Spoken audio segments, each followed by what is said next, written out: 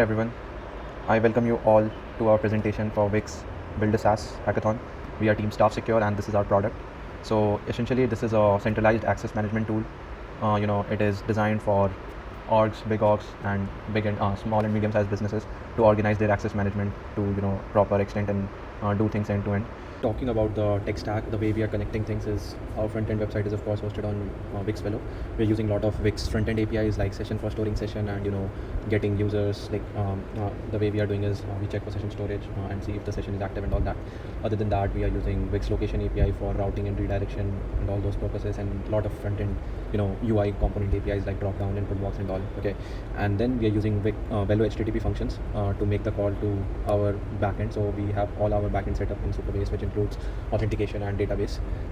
And the way it works is that Velo backend goes and gets the secrets from secrets manager, and there's an API key that is being used to interact HTTP functions with the actual backend, and that's how the flow goes. Okay, so end users are always going to interact with our front end website, and behind the scenes these are the microservices that are used and responsible for our entire database. So this is the login platform. If I was not logged in, I could go and create an account.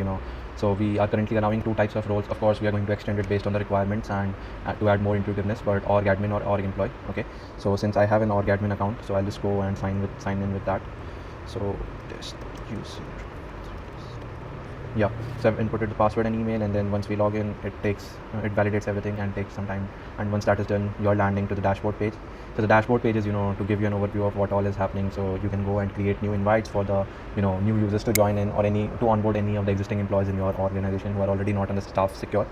Then you have request approvals, where you can see the existing request, what kind of request they have made, and accordingly approve it. So that is one part. Then create new access. Now let's say you have n number of access already. So the approach we are following is, instead of limiting people to have specific kind of access, we are letting admins create new access. They can create these access groups, which would be very useful for, like, let's say there is, even if in bigger organization you see there are 5 developer teams, 5 of the teams are working on 5 different projects, and those projects need different kinds of access. So these custom groups would be really helpful in those cases. One can create a custom group where they will have access to, like, let's say 5 n number of different applications, web applications or portals or whatever. Okay, so they can create these custom groups and accordingly assign it, and once the project is over, they could easily revoke it. So this entire platform is, the core focus is the principle of least privilege, which basically says that one should have only the amount of access which is needed to get their work done efficiently. So for that, we have this create new access, and then training is basically a tab where you can see how the platform works and everything. So that's that talks about different things that you can make use of. So like if I go to training, here you can have a bit of things, how everything is working and all. So that's all about it. Let's go back, and then so you might be thinking how exactly this particular piece of software is going to work with different applications, and that's what I'm going to explain now. All right, so we are addressing two types of access use cases. One is like software like GitHub, or many debugging tools depending upon developers use case, then Tableau for data analyst and all that. So that is the software side of things. Now in a workspace there are a lot of locations which is basically not actually required for everyone to visit, like a pantry house or something like that, which should be restricted to only special staff, and that is where this second use case comes in. So the access card is pretty common nowadays in a lot of corporate places. So the way it works is once the user gets to scan their access card to the scanner, the scanner then connects to our backend server from where it gets the roles. So currently, like these roles are like in these formats, like 0, -1 and so on.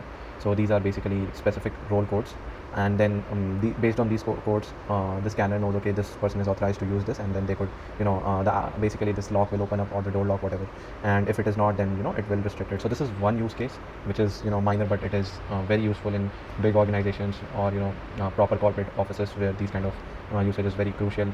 Depending upon different types of employees, people may need to go to different departments. So that is number one. And then there's the software use case. So in software, Staff Secure provides acts as a middleware to authenticate users. So you don't have to go to github.com and sign up or do all those things. You just need to go to github.com, then it redirects you back to the Staff Secure SSO page, and from there on you feed in the details, and then it adds a specific type of identification parameter to make sure that this is a valid request to the any application, and that is how the flow works. So if I tell in very simple words, end user goes to any page, they get redirected to staff secure SSO page, and then this SSO page again verifies you based on your email and password, and if the verification is successful, it again redirects you back to this. All right, so this is a custom app. As you can see, it is hosted in 3000 code. It's a local host application. This is just to show you how this entire flow is going to work. It's still in the progress, but I'll show you so that you get an idea. So if we see here, as an end user who goes to a particular page, let's say they go to github.com, they will see an option to log in with SSO. Okay, and when they click on this login with SSO, GitHub redirects them to staff secure SSO page. Okay, so if I click on this, I get redirected to staff secure SSO page. Okay, and here I need to input the details like the email and password. So if I input my account credentials, which is this, and if I click on login, SSO, staff secure SSO will test if the credentials are valid or not. If they are valid, then it will generate a secure token and redirect me back to GitHub. And if they are not valid, then nothing will happen. So let me try with the incorrect password. So it says checking, and then it says internal server error. Okay, but if I go and log in with the correct info, now it redirected me and it added some parameters, and since I logged in from an admin account, it says you have all privileges. Let me try to log in from a non-admin account. So if I go and do it like this, I think password is same. So this time it says you have limited privileges. Okay, so this is how the SSO flow works. So that is our second use case. This is how we are going to so these are the two main things that we're going to address. With staff secure, you can literally access any of these platforms with just management. Okay, now next I'll show you how you can navigate as an admin, create access, create invites for your employees to join in, and then how you can log in as an employee, get the data, do all those things, request, raise access, and then make use of platform. Okay, so let's see how that happens. All right, so let me log in through the admin account, and once we get redirected, we'll go to the invites tab. So here you can generate invites, like whoever new or employee, whenever they want to join. Basically this is a magic link.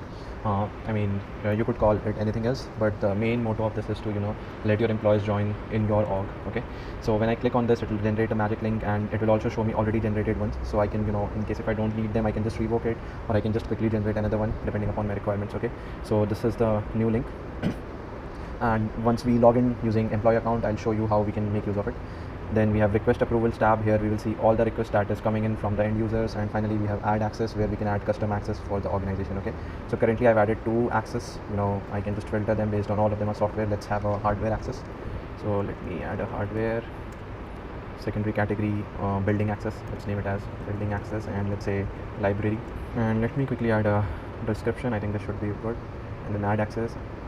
I think there's some overlap happening here. Anyways, so now we have a third access, which is for the building access library. Okay, like that we can create n number of access. So let's say if I select hardware, I'll be able to see this. If I select software, I'll be able to see the other 2. Okay, and that's like how you operate in the admin zone. Let's first go back and sign in from an employee account using the magic code that we had. Let me copy any one of these and log out. Now let me go to create an account. I am an org employee, or let's see what. Okay, I think I have already entered. So let me add my details. I think this one is already registered, but let's see what happens. Here's the magic code and password. So let me try signing it up. So it says already registered. Let me try to add some numbers here. 33.